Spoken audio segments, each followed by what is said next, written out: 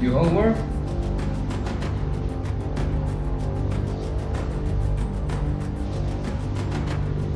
You boys twins? Now we cousin.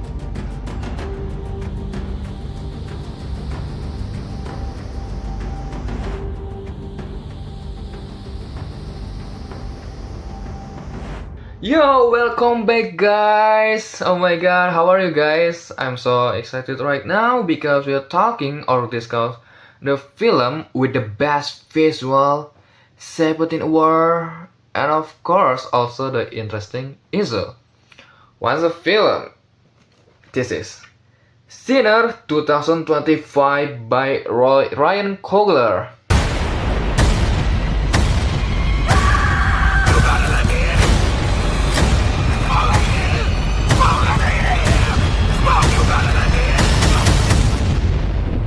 Yeah, little story about the director.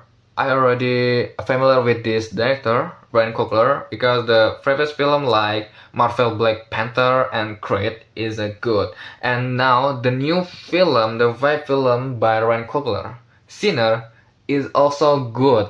And the issue is so amazing. So, what we gonna do? We're talking about the issue. What the issue? Racism. Yeah, Racism in Sinner 2025 by Ryan Coogler. And my name is Alfa Kiri Putra. Let's start.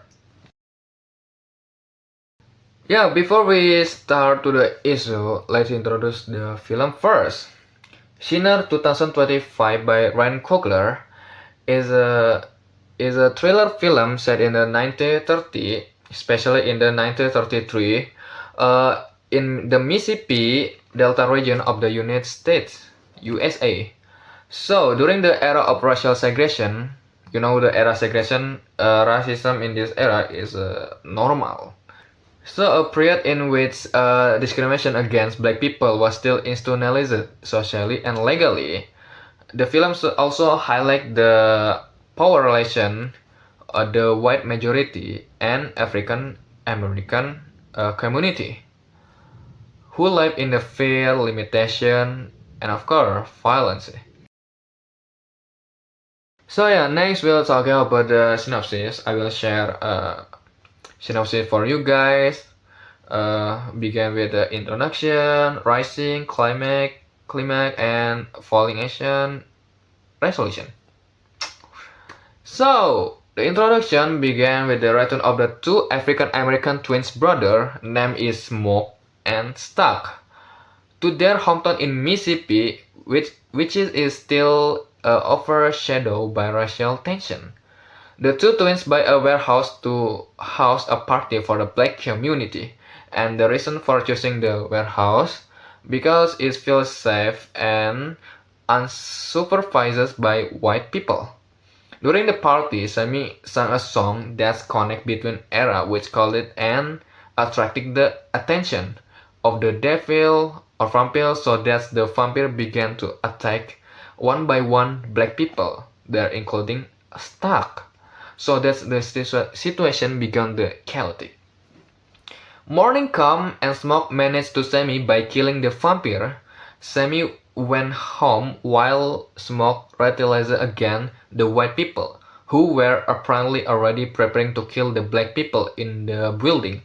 From that incident, Sammy was told to never play the guitar or instrument again, but Sammy could not, and he lived with his instrument. And after several years, Sammy became a famous blues singer. While drinking, he was met by Stuck and Mary, who apparently had not died as a vampire because they will still live in every era.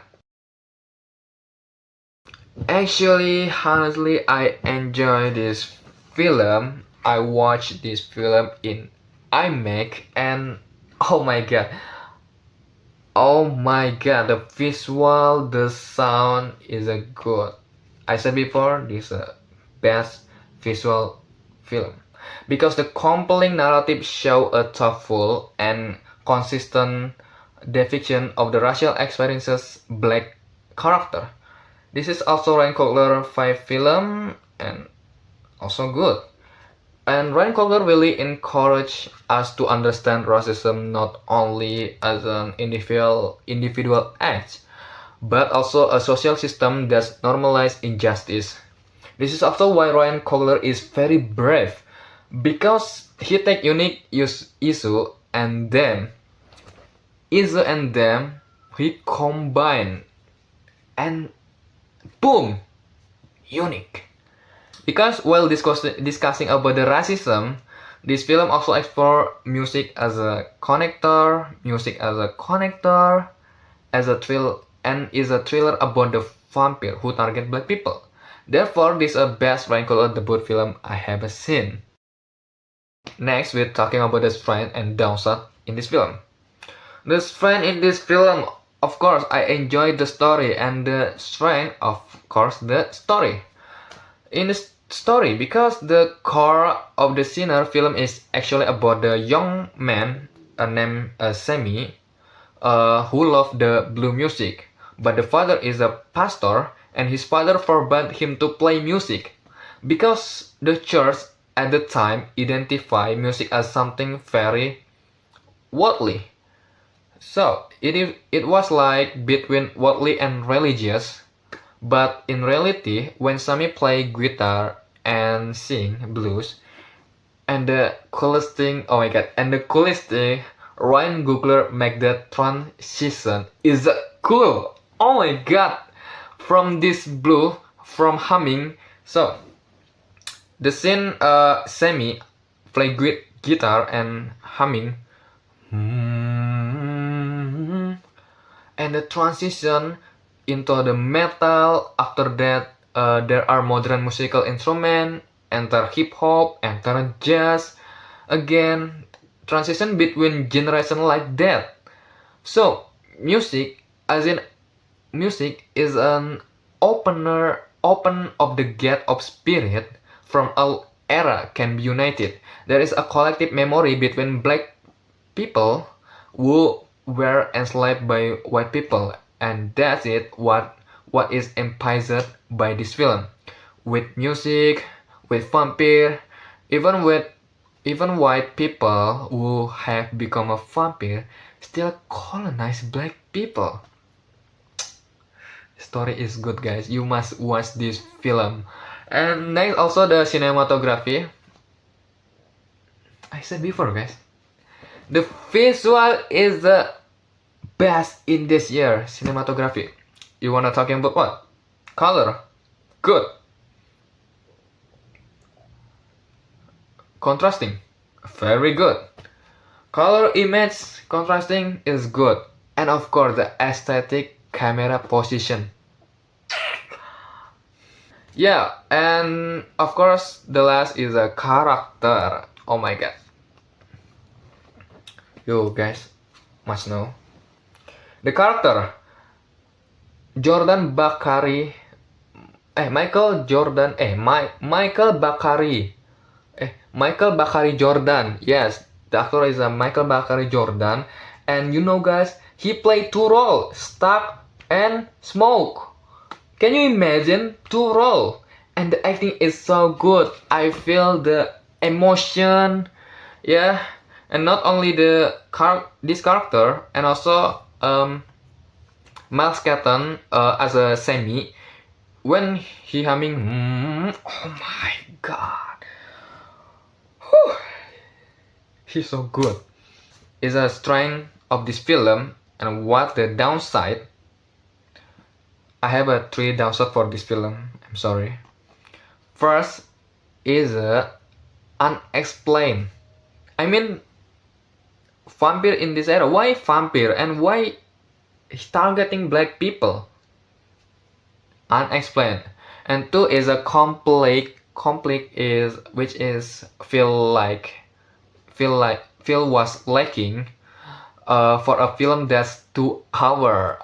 I mean, come on, man, you can add more conflict. It's so cool. And there are also several characters who are really underutilized, even though if they could have been. I mean, the development character in come on man, you can highlight more character. I mean, every character can you highlight, not just Sammy and Smoke and Stark. Yeah, we're done talking about the downside and the strength. And now we go to the issue of this film, racism. Let's go! Okay, the first scene, you can look guys. The scene at the station displaying the sign, white only, demonstrate racial segregation in a public space. This rule limits access to service to white and directly excludes African American. The racism in this scene is not perpetrated by one person, but emerges as a social norm that is considered normal. This demonstrates structural racism, namely discrimination embedded in a societal system and institution. According to Philomena AZ 1991, structural racism often emerges through everyday practice that appear normal but consistently disadvantaged minority group. In the context of multiculturalism, this type of segregation demonstrates the absence of racial equality. And the next scene, wow guys, is a wow horrible. I mean, yeah, the scene where a group of white men say, "Let's hunt black," demonstrate racism directly conveyed through language. The use of the word hunt portray black people as an object, not equal human being.